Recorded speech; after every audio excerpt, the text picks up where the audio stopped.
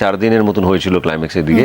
আর ওদের বন্ধুত্বটা, সাকিব ভাই আমাদের দুই বাংলার রাজা, এই কথাটি বলতেছেন ভারতীয় সুপারস্টার জিৎ। হ্যাঁ, বিস্তারিত জানতে সম্পূর্ণ ভিডিওটি দেখতে থাকুন। একটি ইন্টারভিউতে অভিনেতা জিৎকে সাকিব খানকে নিয়ে প্রশ্ন করায় তিনি বলেন যে বাংলাদেশে তো ওর রাজত্ব অনেক আগে থেকেই শুরু হয়েছে, এখন পশ্চিমবঙ্গের মানুষও সাকিব খানকে চেনে, পছন্দ করে।